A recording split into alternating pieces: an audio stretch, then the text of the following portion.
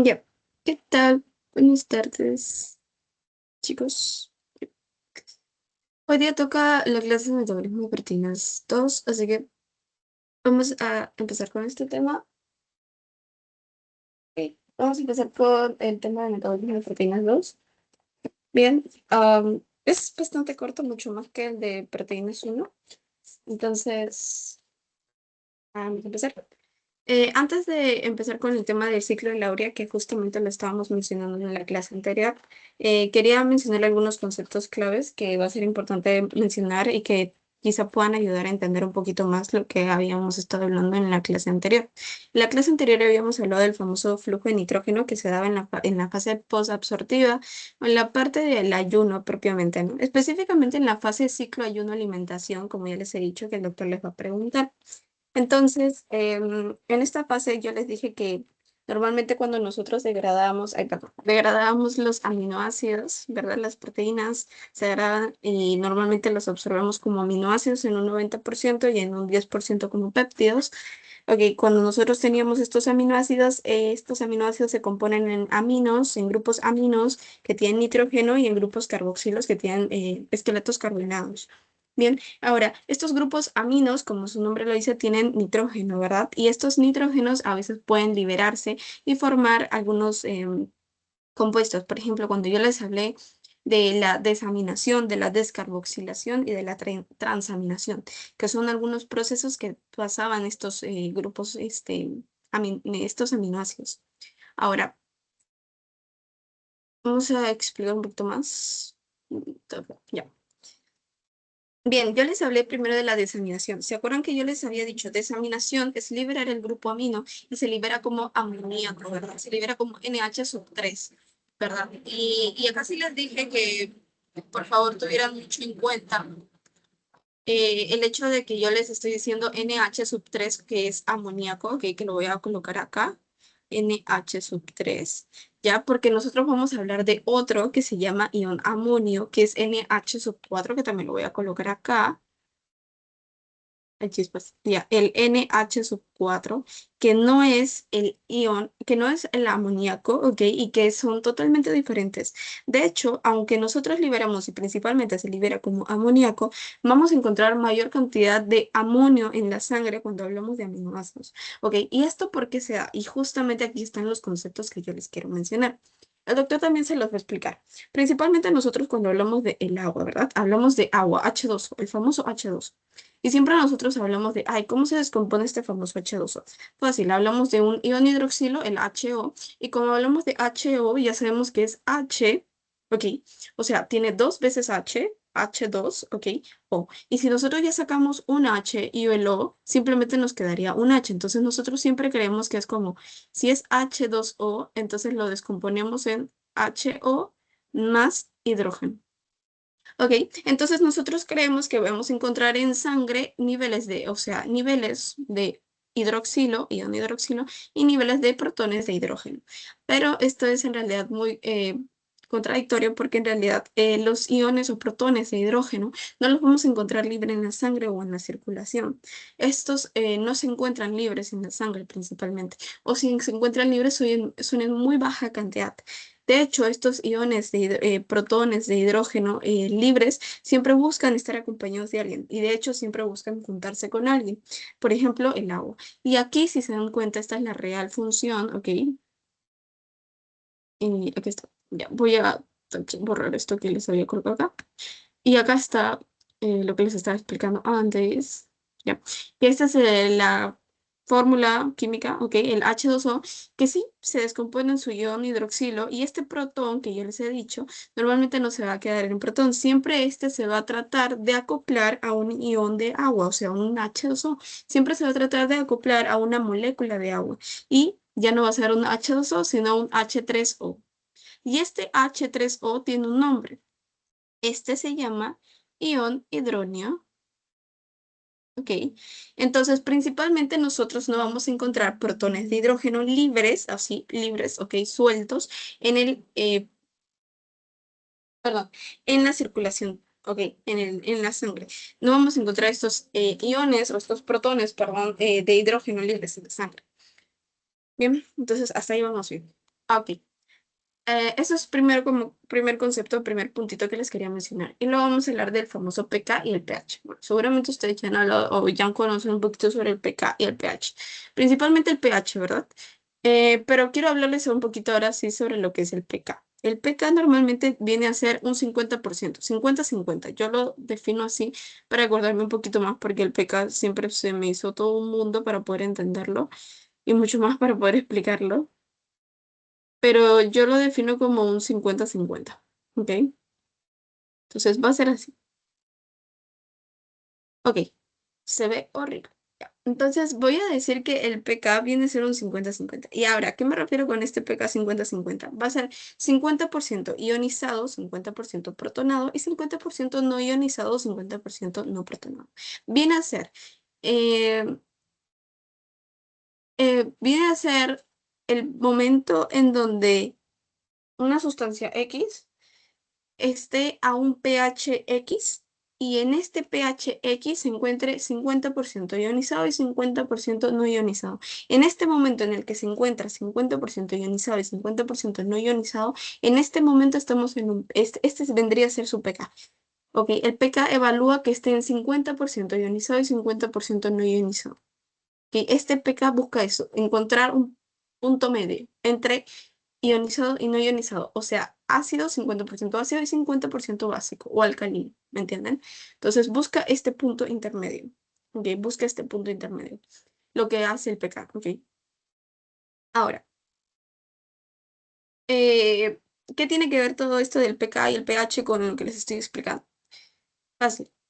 Yo les estoy hablando de amoníaco y les estoy hablando de ion amonio. Y justamente la clase anterior les estaba hablando sobre lo que era el flujo de nitrógeno y les estaba hablando sobre el amoníaco y sobre lo que era el ciclo de la urea. Y yo les dije, chicos, el ciclo de la urea necesita una coenzima, ¿verdad? Para formar una de las pasitos, el primer eslabón, ¿sí? Para empezar lo que es el ciclo de la urea, así como el ciclo de Krebs, que su primer eslabón vendría a ser como el piruvato, por ejemplo, que forma acetil-CoA y luego ya empieza todo el famoso ciclo de Krebs. Ok, el ciclo de la urea también necesita un primer eslabón y para formar ese primer eslabón necesita una coenzima. ¿Y cuál es esa coenzima? Es el ion amonio, el NH4. Pero nosotros formamos amoníaco cuando hacemos una desaminación. ¿En qué momento surge este ion amonio entonces? Y es que normalmente el pH del cuerpo, ¿cuánto es el pH del cuerpo normalmente? El pH del cuerpo normalmente es 7.2. 7.2, perdón, 7.4. O sea, nosotros utilizamos voy a poner el que utiliza la universidad. Es 7.35, 7.45. Sí, es un pequeño rango. Ya. Vamos a usar esos dos ya, para no hacernos tantas bolas. 7.35, 7.45. Y entonces vamos a usar ese rango de pH que es el que utiliza la universidad, si no me equivoco. Bueno, yo lo utilicé para Fisio 2 y lo utilicé para Fisio 1 también, así que voy a decir que es ese. Ya. Entonces, entonces vamos a utilizar ese pH. Ok. Ahora, el problema también vendría a ser que nosotros también tenemos un pK en el cual encontramos este amoníaco en un 50% ionizado y un 50% no ionizado. ¿Y cuál es su pK? En este caso, su pK es 9.2, es mucho más grande. Voy a apuntar su pK. Y acá arriba está. pK,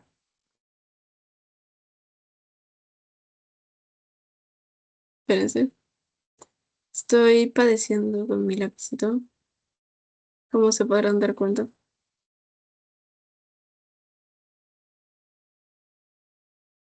Ya, el pK es... mm, no veo bien porque es como blanco todo. 9.2. Ok, espero que se haya hecho bien. No parece. Ya, 9.2, aprox. Ok, entonces como es un 9.2 y nosotros tenemos un pH de 7.35-45 aproximadamente, se dan cuenta que está un poco más elevado. Entonces vamos a tener estos conceptos en la mente, ¿ok? Que yo sé que es como un poco difícil porque a veces los números se hacen un mundo y las matemáticas se hacen un mundo y todo lo que tenga que ver con números se hacen peor. eh, pero como experiencia de asesora matemáticas también, eh, es importante que lo tengan en cuenta, entonces vamos a ponerlo, ¿ok? Esto es importante. pH mayor a pK, perdón, sí, ya, es protonado, predomina la forma protonada, ¿ya? Y pH, pucha, perdón, pH menor a pK es predominante la forma no protonada, o sea, básica, o sea, alcalina, ¿ya? Ya. Ok. Acuérdense que cada vez que hablamos de acidez, hablamos de iones hidrógeno, ¿ok? Entonces, así podríamos capaz de tenerlo más fácil, ¿ok? Ya. Entonces, nosotros podemos empezar acá a analizar. Tenemos un pH de 7.35, 7.45 y tenemos un pK mucho mayor. El pH vendría a ser menor o mayor al pK. El pH definitivamente es menor al pK. Es decir, que va a predominar la forma protonada. O sea, estamos ante la primera situación.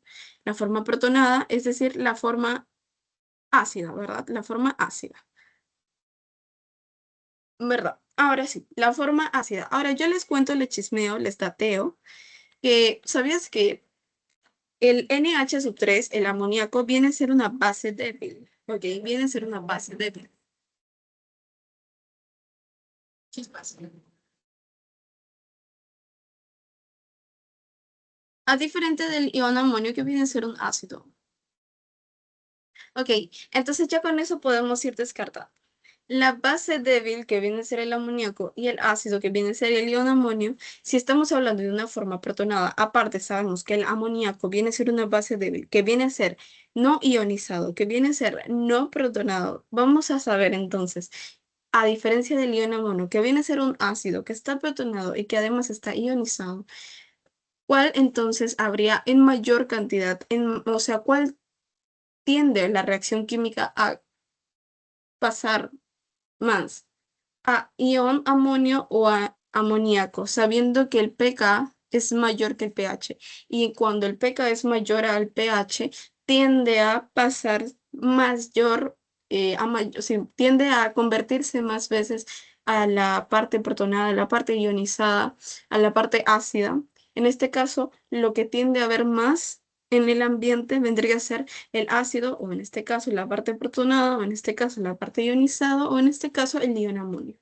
¿Ok? Entonces vamos a encontrar hasta eh, muchas veces más el ion amonio que una vez, que cada una vez el amoníaco, ¿ok? Entonces, principalmente nosotros encontramos ion amonio. Cada vez que convertimos un amoníaco en la desaminación, principalmente la reacción química tiende a pasarlo a ion amonio debido al pH y al pK del ambiente, ¿ok?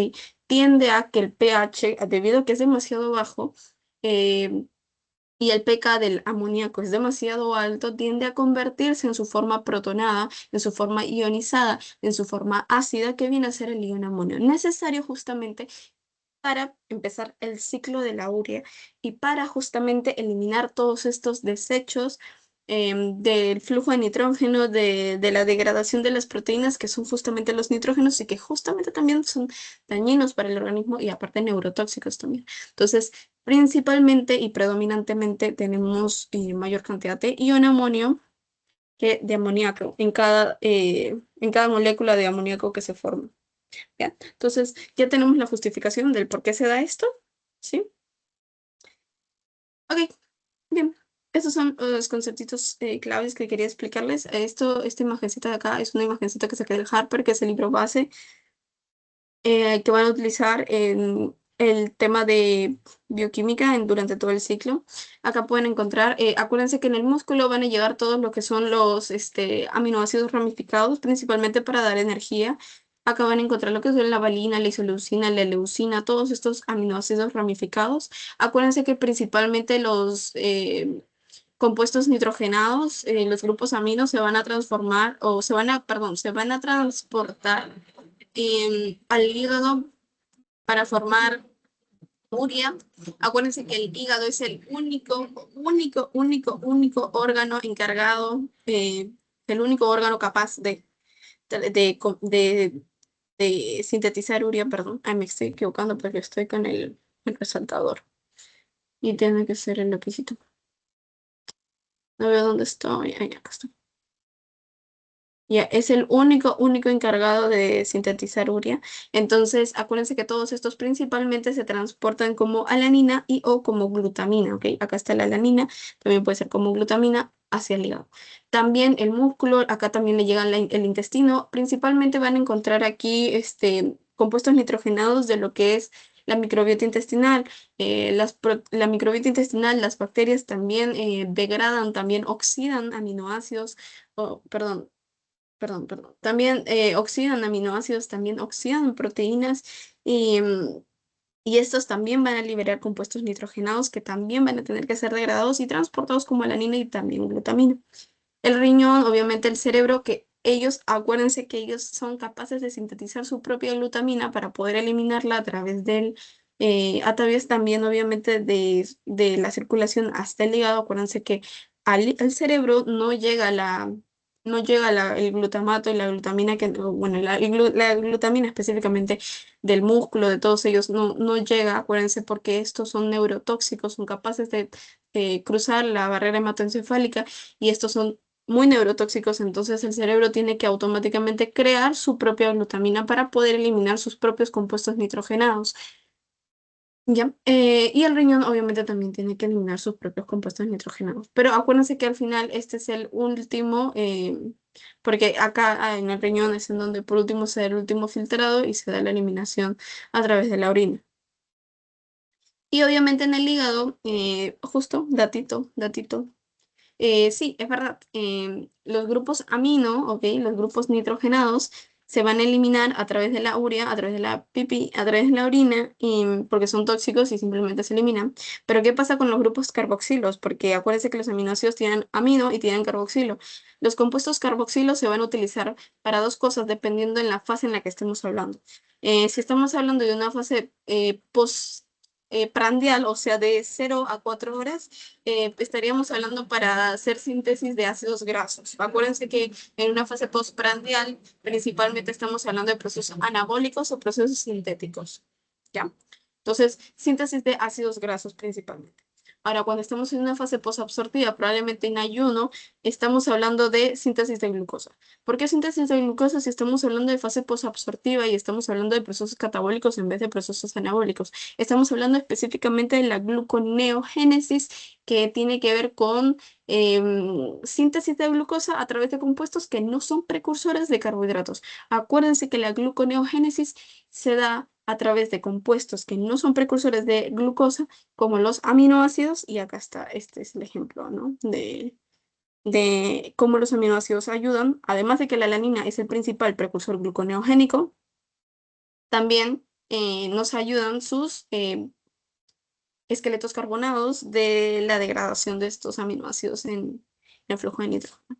Bien, entonces nos sirve para estas dos cosas, para la síntesis de glucosa, para la síntesis de ácidos grasos en la fase posabsortiva y la síntesis de glucosa en la fase de postprandial para síntesis de ácidos grasos, posabsortiva, ayuno para la fase, para la síntesis de glucosa, específicamente acuérdense, no en la síntesis de glucosa, en la síntesis de glucosa normal, no en la síntesis de glucógeno, las normal, la que es almacenamiento de glucógeno y todo eso, ¿no? Es en la gluconeogénesis, ya no se vayan a equivocar, perdón, no puedo escribir, entra en crisis, gluconeogénesis, gluconeogénesis, neo, porque ese es de 0, génesis, ya, ¿listo? Ok, vamos a continuar, vamos a continuar. Ok, dejé una hoja en blanco para hacer apuntes y igual lo hice en el mismo PPT. Este es el famoso ciclo de Laurea, que es en donde quería llegar porque es la carnecita de la clase, la verdad. Esto es lo que suelen preguntar más de proteínas en los exámenes, si es que preguntan algo de proteínas. Primero, obviamente, el ciclo de Lowry está llenecito de enzimas. Bueno, acá puse mi hígado ganador porque el hígado es el único, como les digo, el único órgano capaz de sintetizar o realizar este ciclo de Lauria. Además que, bueno, el ciclo de Lauria obviamente está compuesto o está realizado por varias enzimas y estas enzimas obviamente están estimuladas e inducidas por una dieta rica en proteínas, obviamente. Y bueno, ¿qué más? Acá están los primeros pasos. Voy a darle un zoom. Acá está el famoso ion amonio, que es lo que les dije, que es una de las coenzimas principales para poder empezar este ciclo de la urea. También vamos a utilizar este dióxido de carbono, que acuérdense que esto viene de la descarboxilación, perdón, desaminación, descarboxilación. No, sí, ¿no? De los tres procesos de descarboxilación. De los aminoácidos, ¿ok? ¿Se acuerdan de los tres procesos? Desaminación, transaminación, descarboxilación. Ok. Acuérdense que la desaminación se liberaba como amoníaco, descarboxilación se liberaba como CO2. Aquí está. CO2, ion amonio. Aquí. Estos ingresan a la mitocondria. Acuérdense que esto se da en la mitocondria. Esto también suelen preguntar qué pasos, qué enzimas funcionan dentro de la mitocondria, fuera de la mitocondria. Suelen hacer como enunciados en los exámenes y preguntan como esta enzima dentro de la mitocondria hace tal función o esta enzima dentro de la mitocondria hace tal función y ya desde ahí ya está mal. Puede que sí, la función sí la haga, pero fuera de la mitocondria y esa es la pregunta capciosa. Bien, entonces, empezamos formando uno de los compuestos bases, el primer eslabón, como les he dicho, que va a formar carbamoil fosfato. Carbamoil fosfato es el primer eslabón para poder sintetizar, o para poder empezar, perdón, el ciclo de Laurea. Obviamente, con una de las enzimas principales, el carbamoil fosfato sintetasa 1. Es una de las enzimas más importantes, considero yo, para lo que es el inicio del ciclo de Laurea. Perdón. ¿Ya? Ahora, esta enzima, obviamente, está activada por alguien. ¿Quién la activa? La N-acetilglutamato. Entonces, esta activa la carbamoilfosfato sintetasa. Y obviamente, esta funciona gracias a dos coenzimas, el CO2 y la NH4, que es el ion amonio. Se forma el carbamoilfosfato. Todo esto sucede en la mitocondria, dentro de la mitocondria. ¿Ok? Listo. Seguimos. Segundo paso. ¿Qué sucede? Se va a ingresar ornitina, ¿ok? A la mitocondria y junto a esta ornitina el carbamoil fosfato va a formar, gracias a otra enzima, que es la ornitina carbamoil transferasa, va a formar la citrulina, pero esto se forma fuera de la mitocondria, en el citoplasma. Ahora, por si acaso, y ojo al piojo, no, después se los digo. Citrulina se forma fuera de la mitocondria. Ahora esta citrulina se va a unir con una de las con otra cosa que es el aspartato. Este aspartato más la citrulina con la enzima de arginino sucinato sintetasa forman arginino sucinato. Ahora, este arginino sucinato con un arginito sucinato liasa va a liberar fumarato. Aparte que libera fumarato, solo se queda la L-arginina. Esta L-arginina que se queda con una enzima, la arginasa, va a liberar la urea, libera agua y además que libera esto, libera ornitina. Pero esta ornitina la libera para que entre a la mitocondria. Y esta ornitina, acuérdense que cuando entra a la mitocondria, permite su unión con la carbamoil fosfato y reiniciar otra vez el ciclo de la urea. ¿Ok? Entonces la orginasa libera la urea, que es justamente el objetivo, libera agua y además libera la ornitina, que permite reiniciar otra vez el ciclo de la urea. ¿Listo? ¿Me entendieron? Sí, yo sé que sí. Ya, listo. Ok, ahora, acuérdense que la carbamoil fosfato sintetasa 1, les dije que es la más importante, es la enzima reguladora, así como les dije que la fosfofructoquinasa 1 es la enzima más importante de la vía glucolítica reguladora. Ya, ya, esta es la más importante del ciclo de la urea. Ya, no se olviden que la N-acetilglutamato es un activador de la carbamoil fosfato sintetasa 1 y este N-acetilglutamato está activa, bueno, está estimulada por arginina. arginina. ¿Ya? Está estimulada, no sintetizada, estimulada.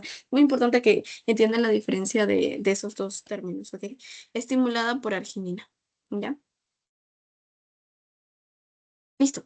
Bien. Ya, listo.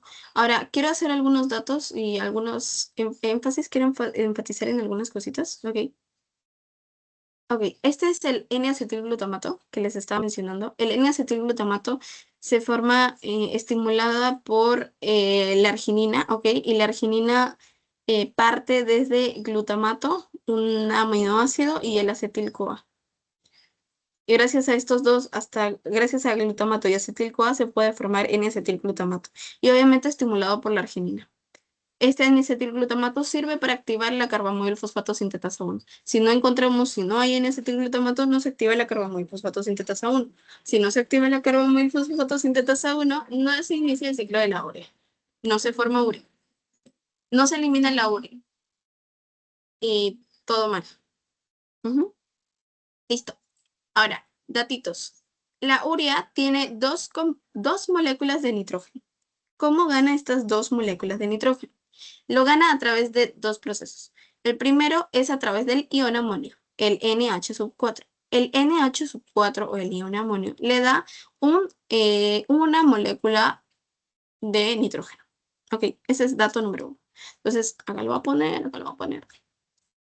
Entonces, ion amonio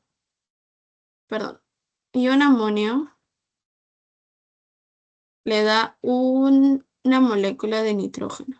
Y la otra es por el aspartato, que le da otro nitrógeno. ¿Ya? Entonces, acá tenemos el ion amonio que le da un nitrógeno y acá está el aspartato. ¿Ven? Acá está el aspartato. ¿Sí? ¿Ya lo vieron? Este aspartato le da el siguiente. Acuérdense que el aspartato es también un aminoácido. Y acuérdense que todos los aminoácidos tienen un grupo amino y tienen un grupo carboxilo. Entonces, este y grupo amino y este grupo carboxilo le cede su grupo amino este otro nitrógeno que va a adquirir esta urea. Entonces, la urea ya tiene dos compuestos o dos moléculas de nitrógeno. Perdón. ¿Listo? Ya, listo. Muy bien. Listo, muy bien.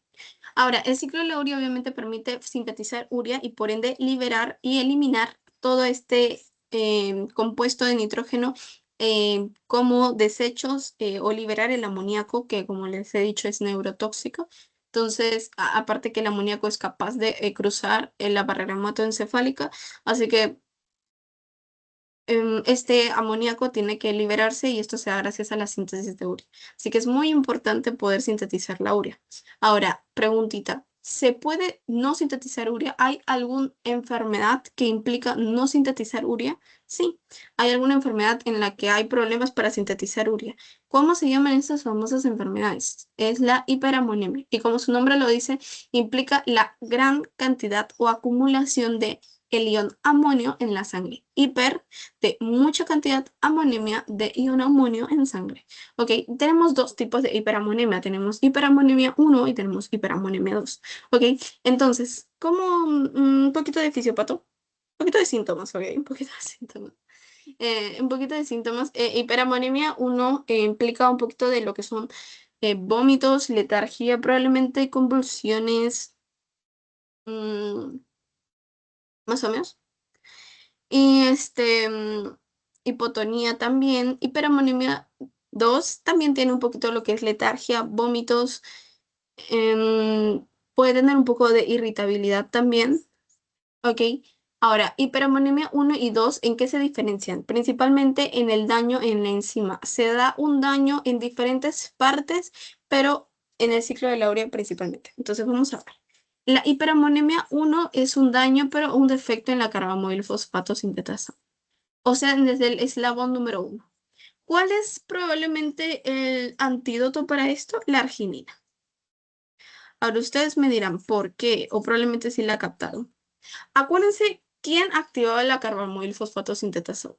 ¿Quién activa la carbamoil fosfato sintetasa 1? Aunque primero tendríamos que ver por qué se causa esta hiperamonemia 1, ¿verdad? Acuérdense que la hiperamonemia 1 se causa porque el carbamoil fosfato sintetasa 1 formaba carbamoil fosfato. ¿A partir de quién? A partir de CO2, a partir de ion amonio y a partir de... Y ahí está. A partir también de la activación de N-acetilglutamato. ¿Lo vamos a poner? ¿Sí? ¿Les parece? Acá está, a partir de N-acetilglutamato. Esta activación la necesita sí o sí la carbamoil fosfato sintetasa 1. Ok, ahora si esta activación no se da, entonces la carbamoil fosfato, perdón, sintetasa 1 no se activa. Entonces no puede generar su formación de carbamoil fosfato y por ende no se da el inicio del ciclo de la urea. Ahora, si no funciona la activación de la N-acetilglutamato, ¿se acuerdan que yo les dije que había alguien que estimulaba la N-acetilglutamato que posteriormente se encargaba de activar la enzima carbamoil fosfato sintetasa 1? ¿Y quién era ese que se encargaba de estimular la N-acetilglutamato? La arginina. ¿A partir de qué compuestos? Del glutamato. ¿Y qué más? Del acetilco, que están acá. Entonces, ¿cuál podría ser probablemente un antídoto para esta hiperaponemia 1? Probablemente podría ser arginina para estimular la formación de N-acetilglutamato que posteriormente active esta, perdón, que posteriormente active esta carbamoil fosfato sintetasa 1 y pueda permitir la continuidad del ciclo de la urea con tranquilidad. ¿Listo? Perdón. Ya. Luego vamos a hablar de la hiperamonemia 2. La hiperamonemia 2 también tiene un defecto, también en el ciclo de la urea, pero en otro paso, en la ornitina transcarbamilasa. ¿Qué hacía esta enzima? Esta enzima, acuérdense que se encargaba de unir la ornitina que venía de la arginasa, ¿verdad? La arginasa, digamos que era entre comillas el último paso del ciclo de la urea que liberaba urea propiamente dicha y que liberaba agua y que aparte liberaba la ornitina. Y esta ornitina ingresaba a la mitocondria y se unía ¿con quién? Con la carbamoil fosfato que habíamos visto antes y podían salir de la mitocondria para seguir su proceso ya ahora sí en el citoplasma, fuera de, ¿verdad? Eso es importante que se acuerden. Cuando es dentro de la mitocondria, cuando es fuera en el citoplasma, que es importante que sepan qué pasos se dan en cada momento, ¿ya? Ya. Entonces, espérense un toquecito. Ya. Listo. Ahora sí. Entonces, esta hiperamonemia 2 se da por un defecto en esta ornitina transcarbamilasa. Bien. Entonces, mm, ya. Entonces, ok. Esta de aquí se da por este defecto. Un antídoto también se ha propuesto que sea una dieta más restringida de proteínas, ¿ok? También he leído un poquito de lo que es benzoato de sodio, también, perdón, también.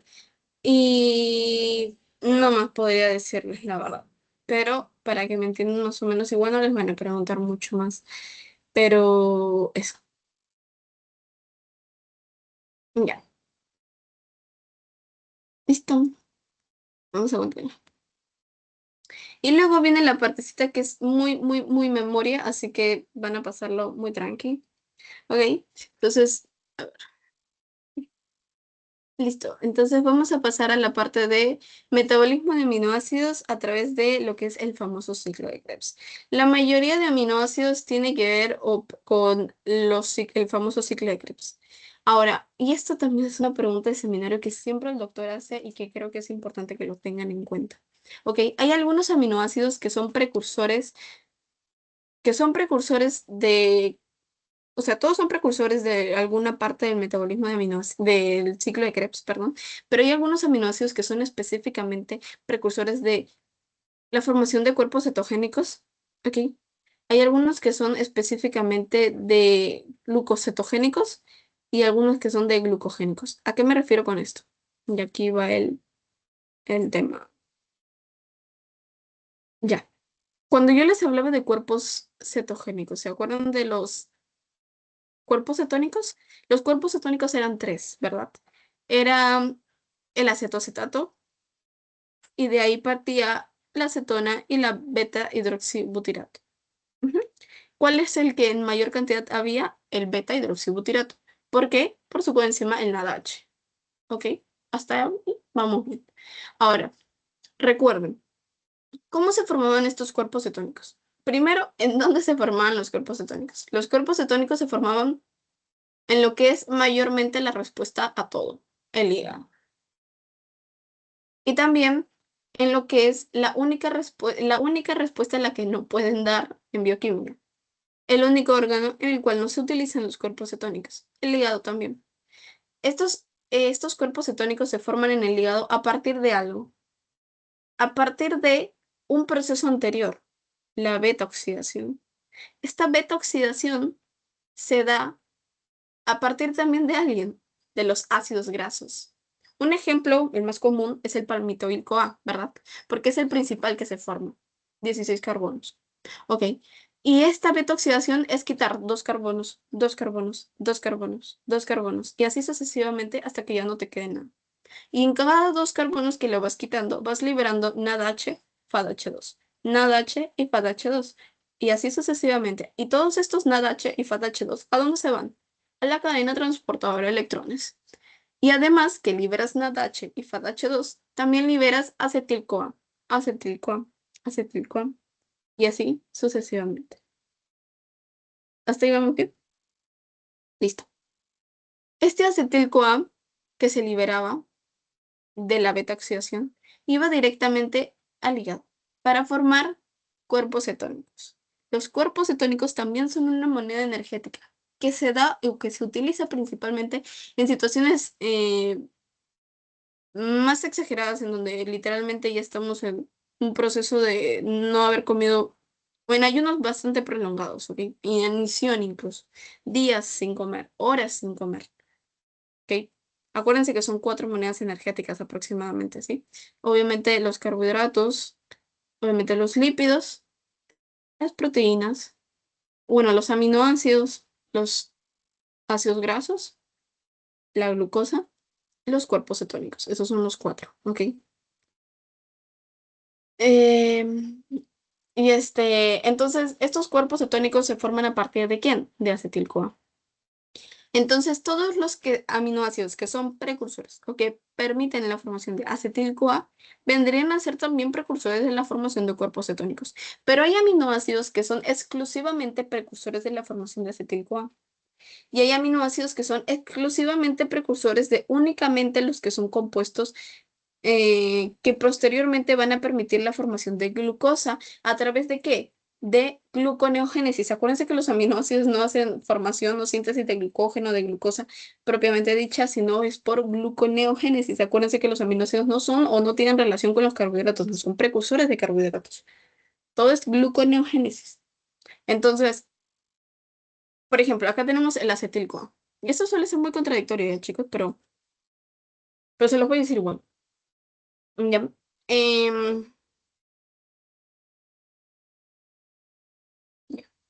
Esto les saca, esta imagen que les estoy mostrando, que es el ciclo de citrato, por si acaso es lo mismo que el ciclo de Krebs, ¿ok? Suele ser, son sinónimos, mejor dicho, son sinónimos.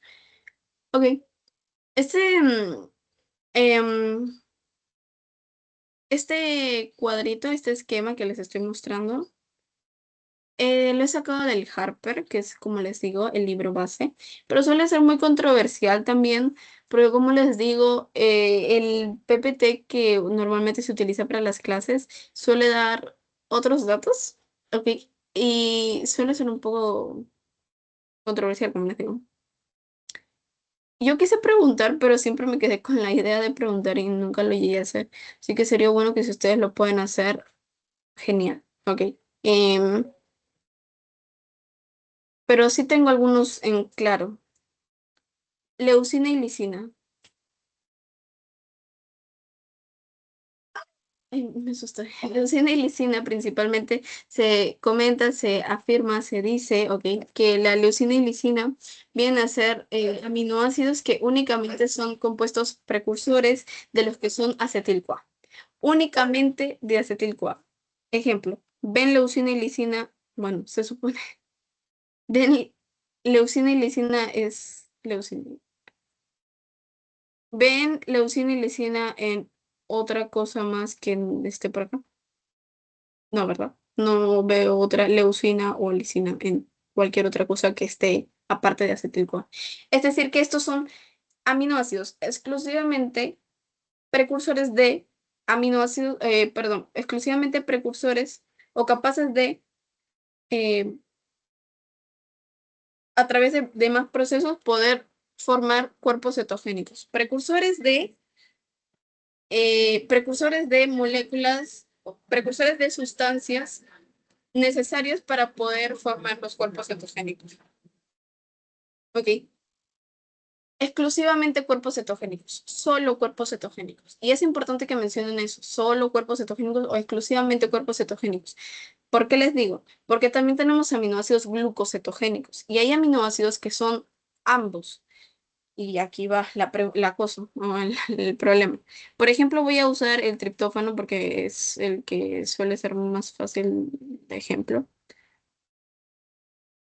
Ya, triptófano, quiero buscarlo en otra parte.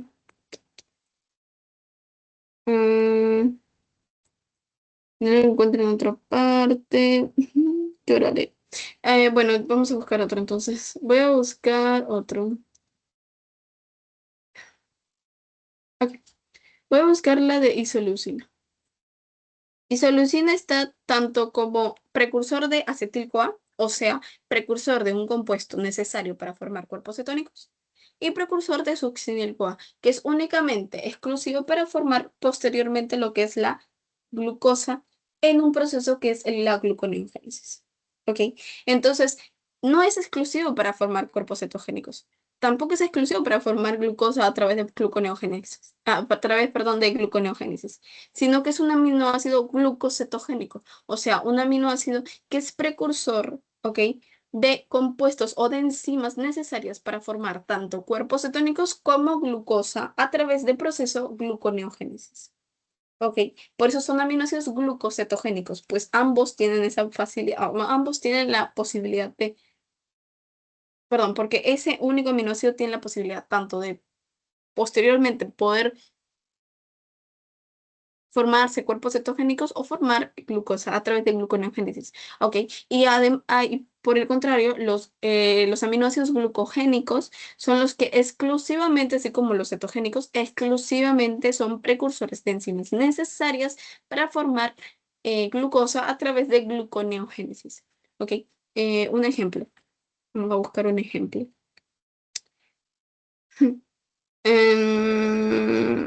Valina. Lo hubiera puesto con los colores, ¿no? Ay, qué tontina. Ya no importa. Valina. Valina es un ejemplo que únicamente lo ven en succinil, no lo ven en nada que tenga que ver con acetil. Todo lo que mire, todo esto ya, oxalacetato, fumarato, succinil CoA, alfa-cetoglutarato, e incluso piruvato, todo esto, literal, todo esto de acá es glucocetogénico. El único que es cetogénico es acetil CoA, es el único. Así que con eso se pueden ayudar. Entonces, ya. Y ya, entonces, eso no. Entonces, valina vendría a ser un aminoácido glucogénico. Acuérdense, es un aminoácido precursor de enzimas necesarias para formar glucosa a través de gluconeogénesis. Y es importante que digan gluconeogénesis porque mis compañeros en clase de seminario me acuerdo que ninguno dijo gluconeogénesis y el doctor no volvió el punto de nadie. Entonces, importante que mencionen gluconeogénesis para la síntesis de glucosa, ¿ok?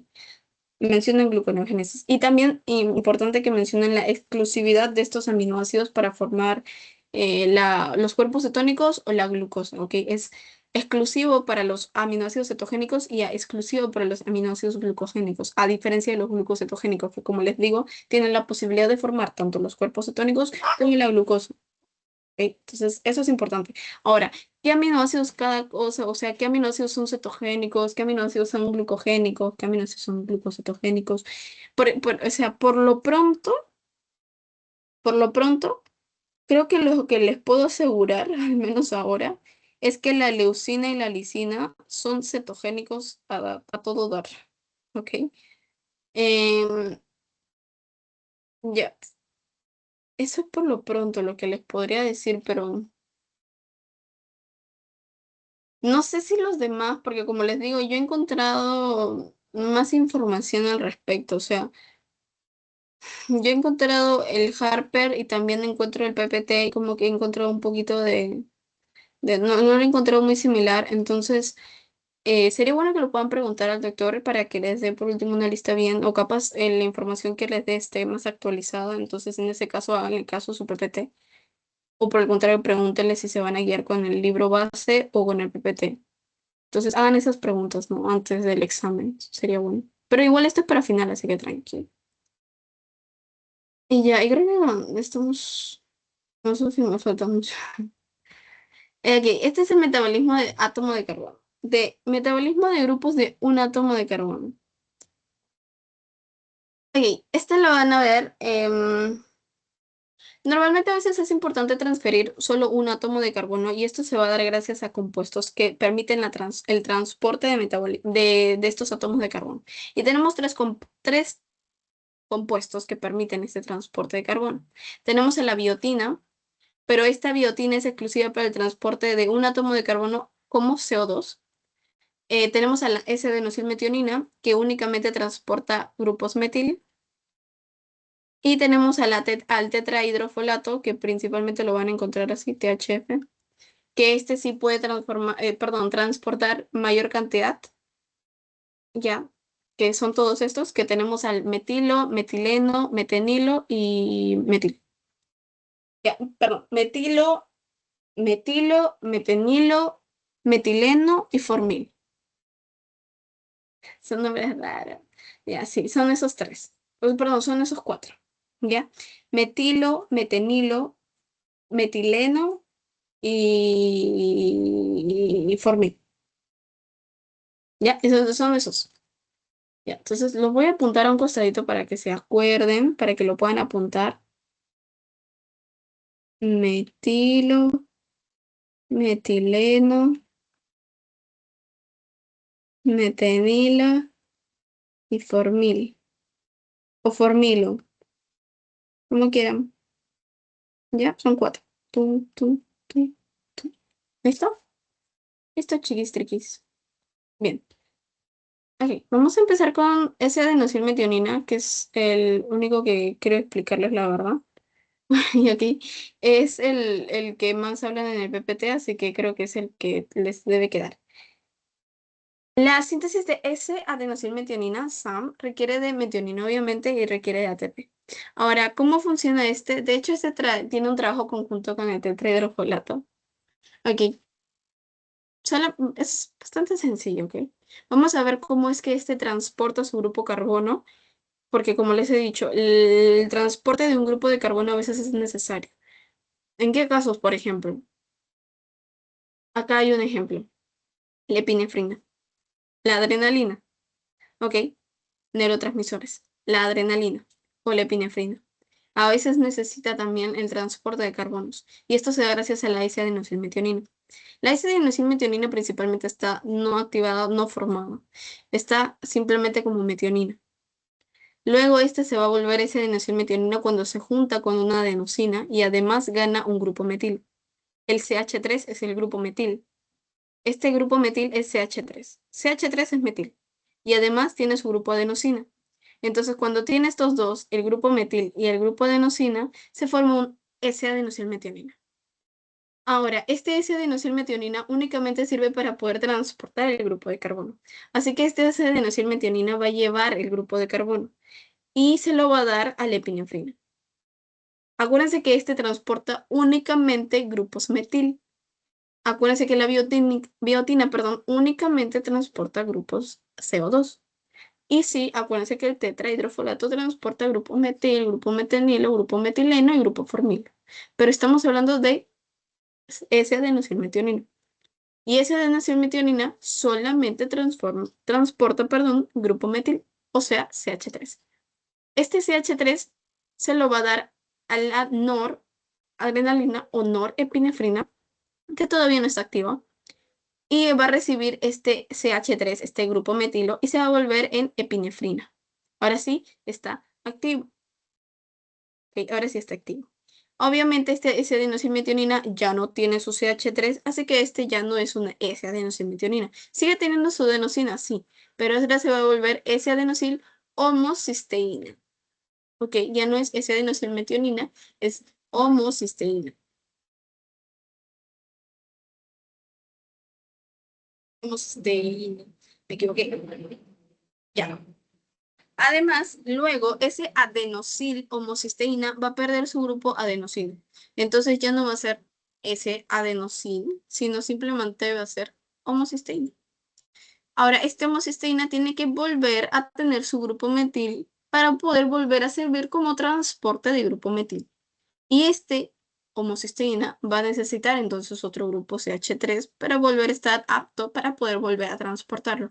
¿Y quién le da este grupo CH3? Un tetrahidrofolato, que justamente es capaz de transportar metil, metenilo, metileno y formil. Y este grupo metil, que es el que necesita la la S-adenacilmetionina, se lo va a dar entonces el tetrahidrofolato. Uy, qué horrible mi lapicito. Ya, entonces el tetrahidrofolato le deja su metil y otra vez está apto para recibir una adenosina y volver a activarse para volver a hacer su transporte. ¿Listo?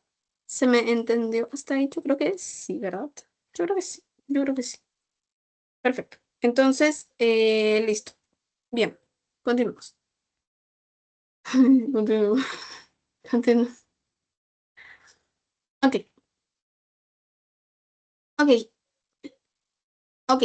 Bien, el tetrahidrofolato, como les he dicho, también permite que se puedan transportar, perdón, estos grupos de carbono.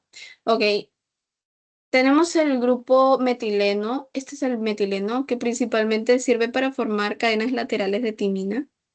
Este es metileno. Ok, este es, este es metil. No, perdón. Me he equivocado. Este es metil. Este es metenil. Chispas. Este es metenil y este es formil. Y estos sirven para el transporte para formar anillos de Purkin. Ya. Acuérdense que timinas son pirimidinas. Purinas dos anillos, perdón, y pirimidinas son solo uno. Es solo uno, perdón. Es solo uno. Ya. Ya.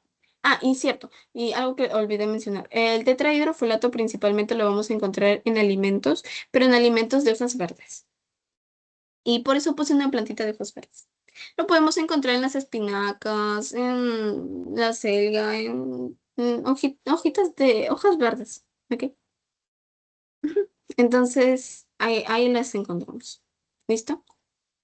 Perfecto. Entonces ya estamos casi acabando. Esta parte lo voy a pasar muy rápido porque esto es full memoria, así que esto se los voy a dejar a ustedes de tareita para que lo memoricen en su casita. Durante el ciclo, ¿ok? Aminoácidos como precursores. Como yo les dije, tenemos infinidad de aminoácidos como precursores en lo que les mostré anterior en el ciclo de Krebs o en el ciclo del citrato, que son sinónimos, ya les expliqué. Entonces, acá vamos a tener todos estos aminoácidos. Tenemos a la serina, la glicina, la alanina, la histidina, cisteína, para todo. Tenemos 20 aminoácidos, ¿ok? Y obviamente cada aminoácido es precursor de algo en específico. Por ejemplo, serina piruvato, ya sabemos que este podría ser un aminoácido glucogénico, específicamente glucogénico. Si fuera acetil, probablemente sería glucocetogénico también. También, si fuera también acetil, si fuera solo acetil, cetogénico nada más. Pero le estoy haciendo énfasis a algunas cosas. Ok, por si acaso, serina no solamente es precursor para formar piruvato, también es precursor para formar otras cosas más, para formar purinas, para formar pirimidinas, para formar etanolaminas, para formar esfingosina, para formar más cosas, ok, perdón, esfingomielina, para formar más cosas. Pero siento que hay cosas que son más importantes memorizarlo para quizá el examen. No creo que les vayan a preguntar etanolaminas, esfingomielina, purinas, piriminas. No, no creo que les vayan a preguntar eso, pero sí creo que les podrían preguntar lo de piruvato. O estas cosas que les estoy preguntando, o estas cosas que les estoy apuntando específicamente. Esas cosas verdaderamente sí creo que les pueden preguntar. Entonces, son las cosas que les estoy apuntando en el PPT y que me gustaría que sí se les quede. ¿Ok? Entonces, eso es lo que estoy colocando. Y sí voy a hacer algunos comentarios o datitos adicionales para que también lo tengan apuntado y lo tengan en cuenta. ¿Ok? Entonces, vamos a hablar un poquito más de lo que es la glicina, porque en la glicina le he hecho en negrita que he puesto el glutatión. ¿Por qué les estoy hablando del glutatión? Porque el glutatión es un antioxidante. Específicamente el glutatión es un tripéptido. ¿Ok? Está compuesto por tres péptidos, o sea, tres aminoácidos. ¿Ok? El glutamato, la cisteína y la glicina. La glicina. ¿Ya? Este glutatión lo vamos a encontrar de dos maneras. ¿Ok? Lo vamos a encontrar de dos maneras. Lo vamos a encontrar oxidado y reducido. Oxidado y reducido. El glutatión es un antioxidante. ¿A qué me refiero con antioxidante? Principalmente nosotros tenemos radicales libres. Cada vez que nosotros hacemos algún tipo de proceso de oxidación, a veces podemos formar radicales libres. Es propio sucede a veces simplemente. Ok, no es como que, obviamente hay procesos y hay actividades que podemos hacer que aceleran en la formación de radicales libres, pero también hay cosas que simplemente generan estos radicales libres propiamente. Y estos radicales libres suelen ser dañinos para el organismo. Suelen generar incluso mal plegamiento de proteínas, suelen incluso generar lo que es daño en el endotelio, mm, mala circulación, etcétera. ¿Ok? Entonces, estos radicales libres son malos en general. Entonces, nosotros tenemos algunos defensores en el organismo propios, naturales, y estos son los famosos antioxidantes. ¿Ok? Los antioxidantes, los radicales libres también los consideramos como prooxidantes. Entonces, tenemos los antioxidantes que son su contraparte, ¿ok? Su opuesto, su antónimo. Entonces, estos glutatión que nosotros tenemos vienen a ser nuestros protectores, ¿verdad? Nuestros defensores. Entonces, estos radicales libres normalmente generan lo que es el famoso estrés oxidativo, que no sé si lo han escuchado, pero yo creo que sí, ¿no? Ya, entonces, estos radicales libres, probablemente han escuchado el ROS. Bueno, estrés oxidativo. Perdón, estrés oxidativo. ¿Ya? Entonces, estos radicales libres generan este estrés oxidativo y nosotros tenemos nuestros defensores, que en este caso les estoy hablando del glutatión específicamente. ¿Ya? Ok. Entonces, nosotros encontramos el glutatión de dos maneras. Ok.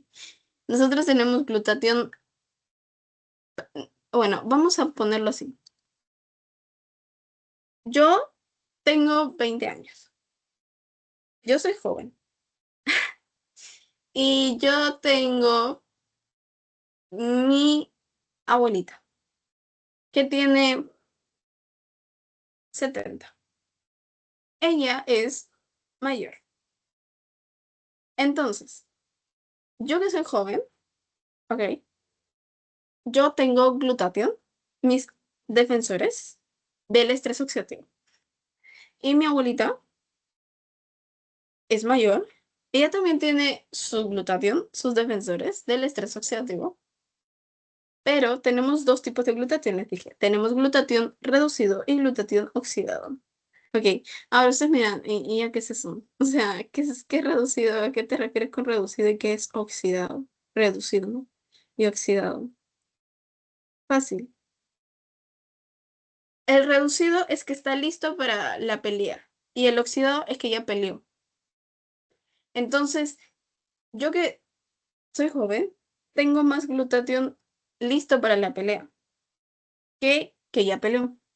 En cambio, mi abuela, que es mayor, tiene más glutatión que ya peleó que listo para la pelea. Porque ella tiene más años y tiene, probablemente sus defensores han tenido que chambear a lo largo de su vida más veces. Entonces, su glutatión ha sido mayor, lo ha usado en más. Lo ha usado en demasía, lo ha usado más. En cambio, yo, que estoy más joven, lo he usado menos. Ok, entonces las personas jóvenes tienen glutatión reducido en mayor cantidad y las personas mayores tienen glutatión oxidado en mayor cantidad. El glutatión reducido es que no ha sido utilizado todavía. Y el glutatión oxidado, como su nombre lo dice, es que ya ha sido utilizado para justamente luchar con los radicales libres y luchar y bajar el estrés oxidativo que estos ocasionan. Bien, entonces, acuérdense, esto suelen preguntar también, las personas jóvenes tienen en mayor cantidad el glutatión reducido, las personas mayores tienen en mayor cantidad glutatión oxidado. ¿Listo? Ya. Sí. Listo. Ahora, la creatinina, ¿por qué puse creatinina, me comí, tenía hambre. La creatinina principalmente es un residuo que se ve en la orina y esto refleja el trabajo muscular. ¿Ok? Sí, pues el trabajo muscular. Eh, mm, la masa muscular activa. De hecho, creo que esto se puede ver mucho más en las personas que van al gym. Yo no, pero las personas que van al gym lo pueden observar. La creatinina, de hecho, es un buen medidor de la función renal. ¿Y ya? Y se utiliza también como para ver la pérdida de sustancias, de otras sustancias, incluso a través de su medición se puede saber qué otras sustancias se están perdiendo a través de la orina y demás. Ese es un buen medidor de función renal y de otras sustancias también para saber qué tanto se están perdiendo las demás sustancias en la orina. Listo. Alanina piruvato, ya sabemos que el piruvato es, alanina piruvato son un par que siempre van juntos. Histidina alfa-cetoglutarato, histidina piruvato, espartatoxalacetato, todos esos son full memoria, así que yo los paso. Triptófano, acetil-CoA, ok. De todos estos no quiero hablar de ninguno, pero quiero dar énfasis al ácido nicotínico. Eso suelen preguntar demasiado. El único, y eso sí, así acá, tatuado, el único aminoácido capaz de sintetizar o de ser precursor de una vitamina es el triptófano. El ácido nicotínico es una vitamina y es el único aminoácido capaz de ser precursor de una vitamina. ¿Listo? Ya. Listo, glutamato ya lo tienen. Ah, sí, esto me preguntaron en mi pasito, el GABA, glutamato, ¿sí? El GABA probablemente porque también es un neurotransmisor, uno de los más fuertes inhibidores, probablemente por eso, porque es un inhibidor neurotransmisor. Bueno, listo. Acá también ven lo de acetil-CoA, en lo que es leucina que les dije. Bueno, ya están. Todo esto es memoria, memoria, memoria, memoria. Y ya. Lo pasamos, lo pasamos, lo pasamos, lo pasamos, lo pasamos. Y ya. Nos llega. Listo. Bien. Nos llega, nos llega, nos llega, nos llega. Listo, ahora sí vamos a hablar lo último. Esto creo que ya es lo último, por favor. Ya, vamos a hablar de los aminoácidos como precursores para lo que es fenilalanina y la tirosina. La fenilalanina y la tirosina tienen mucha relación entre ellos. De hecho, la fenilalanina es precursor de la tirosina, están relacionados. Lo decía con una pena. La fenilalanina, perdón, fenilalanina tiene una enzima que pasa a, voy a ponerlo así, ok, porque es muy grande su nombre. Con esta enzima, fenilalanina hidroxilasa puede pasar a formar tirosina. Ahora, la tirosina a su vez puede formar diferentes compuestos. Obviamente entre ellos también la dopa, las eumelaninas, las feomelaninas, las melaninas de tipo mixto. Además, puede formar, esto suele ser muy contradictorio porque la tirosina también sirve para, entre comillas, de precursores de acetil-CoA y fumarato. Sí, pero sí, sí, pero no se queden tanto con eso, quédense más con que es el precursor de lo que es la dopamina, no, perdón, de lo que es la dopa, lo que es las eumelaninas, las melaninas, las feomelaninas, que considero que es lo más importante con lo que se deben quedar. Ujú, también que es este precursor de la dopamina, pero eso es con otra enzima. Acá vamos a ver lo que es la tirosinasa para lo que es la formación de dopaquinona y todo eso. Nosotros vamos a ver que para la formación de dopamina, que son, como les digo, neurotransmisores, norepinefrina, epinefrina, y todo ello se da por tirosina hidroxilasa, que es otra enzima. Entonces, voy a ponerlo acá, ¿ok? Voy a poner así, tir hidroxilasa. Escucha, perdón. Tirosina hidroxilasa para lo que es, lo hubiera puesto acá. Perdón, ya. Tirosina hidroxilasa para lo que es la formación de dopamina. Eh, epinefrina, bueno, epinefrina, norepinefrina, todo eso, ¿no? Acuérdense que epinefrina y norepinefrina es por el SAM, por el S-adenosylmetionina. También para formar lo que es perdón, el T3T4, la tetra y el triotironina, tetra, ya. Triotironina y el tetra. Ya, eso. Ya, listo. Esto es acá ya, porque no lo voy a volver a escribir. Listo. Y ya, algo más quería mencionarles. Siento que me estoy olvidando de algo. No me acuerdo qué era. Bueno, obviamente los aminoácidos como precursores, hablando específicamente de la tirosina y la fenilalanina, si hay enfermedades que tienen que ver con una falla en estas enzimas, claro que sí. Por ejemplo, si tenemos una falla en lo que es la fenilalanina hidroxilasa, si tenemos una enzima en esta, perdón, si tenemos un defecto en esta enzima, la fenilalanina hidroxilasa puede generar fenilcetonuria. Ah, bueno, ahí está apuntada. Ya, la fenilcetonuria. Ya que obviamente indica un aumento en la enzima fenilalanina a diferencia de la tirosina, porque no hay una conversión de fenilalanina a tirosina, así que aumenta los niveles de la primera aminoácido, la fenilalanina. Eh, Obviamente va a tener que transformarse en algo, pero no es tirosina. Se puede convertir en fenilpiruvato, fenilacetato, fenil lo que sea, pero no tirosina. Normalmente son compuestos tóxicos, fenilacetato, fenilpiruvato, fenillactato, todos estos son ácidos y son tóxicos, principalmente para el cerebro. Así que pueden generar síntomas neurológicos también. Y bueno, también pueden afectar lo que es el color de la piel, así que también pueden ver es la primera imagen, ¿ok? También pueden ver un poquito lo que son los defectos en la melanina, porque obviamente inhibe lo que es la tirosinasa. Y también si no hay conversión a tirosina ni tirosinasa, pues entonces la melanina y la pigmentación es mínima. Ujú. Y luego tenemos el albinismo, que es el famoso albinismo, que ese sí ya supongo que lo conocen bastante mejor. Y obviamente esta es una enzima diferente, ¿no? Es la tirosinasa. La tirosinasa, el defecto en esta enzima es la tirosinasa, acá que me comí en la flechita, tiene que ver con toda la deficiencia en la fabricación de melaninas, feomelaninas, todo lo que tenga que ver con melanina, que la pigmentación cae, ¿verdad? Puede ser, eh,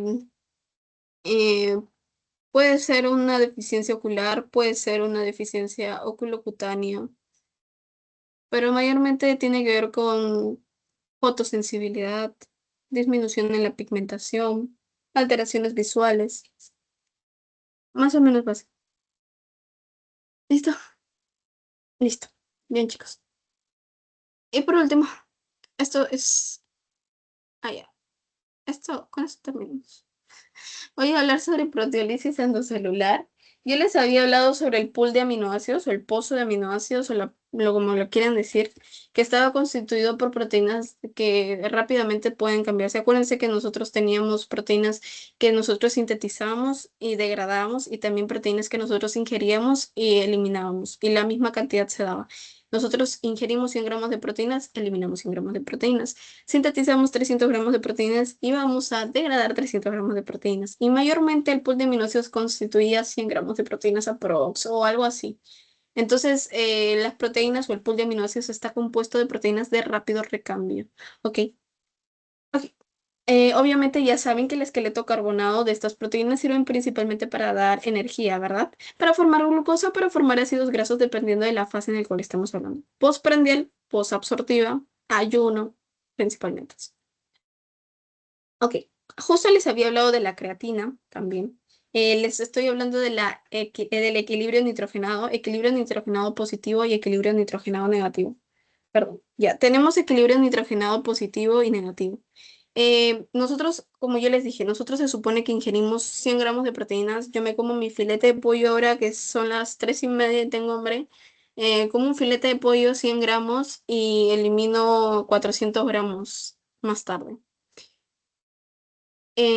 O por el contrario, como mi filete de 150 y elimino 50 gramos más tarde. Eso vendría a ser un equilibrio nitrogenado positivo o un equilibrio nitrogenado negativo. Bien, entonces el equilibrio nitrogenado positivo viene a ser cuando yo consumo más y elimino menos. Entonces, cuando yo consumo más y elimino, hoy me equivoqué. Cuando yo elimino más, perdón, elimino menos de lo que consumo, 150 he comido y elimino solo 50 gramos, significa que me estoy quedando con la mayor cantidad de proteínas.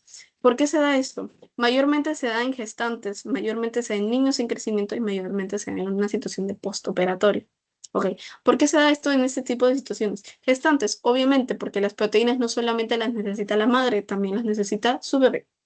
Y obviamente niños en crecimiento, porque ellos necesitan mayor cantidad de proteínas. Justamente les estaba hablando, los bebés, ¿qué necesitan? Las proteínas se dan en pinocitosis. ¿Por qué? Porque necesitan las proteínas de la lactancia materna y ellos no van a solamente absorber aminoácidos o péptidos. Ellos incluso tienen la potestad o la facilidad o la capacidad de absorber las proteínas propiamente dichas como proteínas. Porque ellos necesitan mayor cantidad de proteínas y ellos necesitan la facilidad de poder absorberlas propiamente dichas completas para poder permitir su crecimiento. Y obviamente en un postoperatorio, porque la mayoría de veces en una operación pierden mucha cantidad de sangre y por ende también mucha energía, mucha proteína. Entonces necesitan recomponerse y por ende el equilibrio nitrogenado tiende a ser positivo. Y por el contrario, el negativo es en donde nosotros eliminamos mayor cantidad de la que consumimos. ¿Ya? Entonces, eliminamos mayor cantidad de la que consumimos. Sí, ya. Entonces, así, esos son algunos casos. Sí, ya. Perdón. Bien. Ahora, el recambio de proteínas normalmente suele ser bastante rápido y esto se da normalmente porque justamente lo que les había dicho, los radicales libres, a veces las proteínas pueden estar mal plegadas o pueden estar dañadas o pueden perder su función biológica. Si estas proteínas ya no tienen función biológica, simplemente están dañadas o ya están mal plegadas o simplemente están viejitas, simplemente tienen que ser cambiadas y estas son degradadas y eliminadas. ¿Ok? Entonces las células tienen un control de calidad. Después de un tiempo ellas las evalúan y simplemente las eliminan si ya toca. Ya toca, entonces ya las elimina. Bien, entonces listo. Ahora, ¿cómo se da esta eliminación? Justamente gracias a esto, a la 3-metilhistidina. Normalmente todos los aminoácidos tienen una forma de eliminarse. Se elimina la alanina, se elimina la serina, se elimina la glutamina, se elimina el glutamato, el aspartato, la cisteína, la histidina, se eliminan todos los aminoácidos. Pero, pero, ojo al piojo. Hay una medida de degradación de las proteínas musculares, ¿ok? Mide la degradación proteica muscular. La histidina se metila. Y nosotros vamos a metilar la histidina. Entonces, cuando se degrada la histidina y se busca eliminar, la histidina va a degradarse como 3-metilhistidina. Qué raro. Entonces, si yo degrado la histidina y la elimino como 3-metilhistidina, el cuerpo simplemente no reconoce un aminoácido llamado 3-metilhistidina y no elimina ese aminoácido. Elimina la alanina, o sea, si llega una alanina, el cuerpo lo reconoce como alanina y lo elimina. Lo ve a la serina, lo elimina. Lo ve a tal, lo elimina. O sea, puede reconocer a cada aminoácido y genera su proceso de degradación, todo perfecto, y lo degrada y lo elimina y todo perfecto. Pero no reconoce a una 3-metilhistidina, ¿verdad? Entonces esta 3-metilhistidina simplemente pasa directamente y se elimina directamente como 3-metilhistidina. Entonces, esta puede medir la degradación proteica muscular. Acuérdense que por ejemplo, una persona que va al gimnasio obviamente genera, o sea, hace pesas, pongamos, y obviamente el músculo y entonces las proteínas se van degradando, obviamente utiliza estas proteínas, las va degradando. Y una forma de saber la masa muscular activa, o sea, masa muscular que está haciendo actividad como tal, es a través de la degradación de la proteína que se está utilizando en estos ejercicios o en estas actividades físicas en donde se demanda esta fuerza muscular. Entonces, esta 3-metilhistidina es una forma de saber qué tanta energía se está utilizando, porque esta 3-metilhistidina se libera o se elimina pura literalmente en la orina. ¿Ok? Se elimina pura literalmente, porque es una no reutilizable. Acuérdense que las demás proteínas, los demás aminoácidos, reconoce cada una, se reconoce por el organismo. Simplemente o las eliminan o las reutilizan o las derivan o qué sé yo, ya el cuerpo sabe cómo organizarse, pero la 3-metilhistidina simplemente no la conoce, entonces simplemente la bota. Y en la orina es una medida para darse cuenta qué qué tanta masa muscular está activando, qué tan bien está cumpliéndose la degradación proteica muscular, que también está funcionando la evaluación de calidad de la célula para reconocer las proteínas que están mal o están dañadas o simplemente ya cumplieron su función y X y X. Entonces, esta obviamente como es una proteína, un aminoácido no reutilizable, no reconocida, debería eliminarse y debería ser o se considera como una medida de evaluación en el 3-metilhistina. Ya, listo. Bueno, para terminar, la proteólisis endocelular. Les juro que es el último, creo. No me entera. No, no, sí, sí, sí. Muchas gracias, señor. La proteólisis endocelular. Ya, chicos, obviamente, como les dije, cada célula tiene su propio método de eliminación, su propio método de su evaluación de calidad, y la proteólisis endocelular, como su nombre lo dice, pues consiste en la eliminación o en la degradación de cada proteína cuando ella toca. Entonces, estas se dan a través de dos procesos: las proteasas lisosomales, las proteasas citosólicas. Las proteasas lisosomales se dan por las catepsinas, las proteasas citosólicas por caspasas calpaínas y por las sistemas de ubiquitinas proteasas, que son de hecho, las únicas en las que más preguntan. Ahora, las vías lisosomales, de hecho, abarcan el 50% de toda esta proteólisis total. Las vías lisosomales abarcan casi el 50% y actúan en un pH bastante ácido, pues, sí, de 4.8. Ok, ok. Entonces tenemos diferentes tipos de catepsinas, ¿ok? Tenemos catepsina D, tenemos catepsina E, tenemos catepsina A, tenemos catepsina H, P, bueno, bastantes, ya. Y luego tenemos las señales de recambio proteico. Bueno, tenemos las famosas señales E de Gron, N de Gron. Como su nombre lo dice, son señales. Normalmente cuando en estas secuencias de Gron, que son secuencias como tal, que se denominan, se les llama de Gron, eh, se les une un aminoácido, ya sea lisina, arginina, perdón, lisina o arginina. Cuando están estos o están expuestos en las proteínas, estas aminoácidos, lisina y arginina, son como una señal de eutanasia, como que te están diciendo, me toca morir, degrádame. Entonces es una señal que dice, mátame, por favor. Entonces eh, vienen a generar esta degradación em, de esta proteína, ¿ok? Es una señal estructural, ¿ok? Es una señal estructural. Entonces, más o menos así. Ok. La secuencia PEST es muy parecida, de hecho, la secuencia PEST es parecida a las señales de Gron, actúa igual, actúa igual, pero en este caso vamos a ver en la secuencia PEST vamos a ver la unión de una secuencia de proteínas, de aminoácidos, perdón, prolina, glutamato, serina y treonina. Es también una secuencia, una señal que dice también, mátame por favor, y viene aquí y se genera la degradación proteica. La oxidación de residuos aminoácidos también tiene una pequeña secuencia de aminoácidos que también son una señal de degradación, que es la de lisina, arginina y prolina.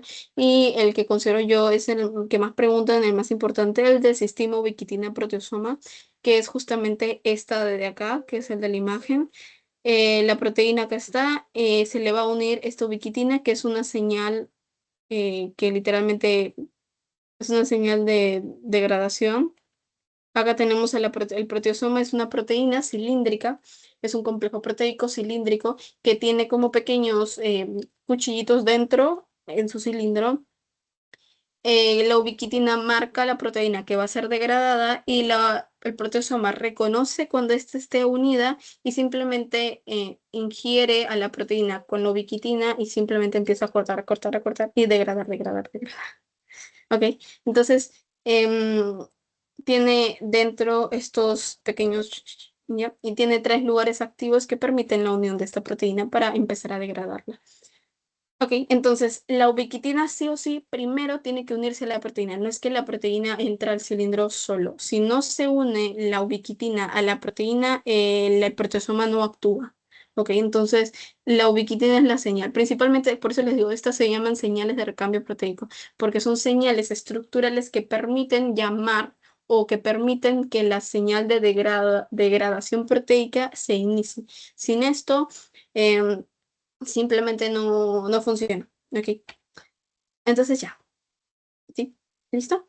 Bien, todo completo, todo claro. Genial. Entonces, listo. Muchas gracias. Voy a dejar de grabar un toquecito. Porfis, porfis.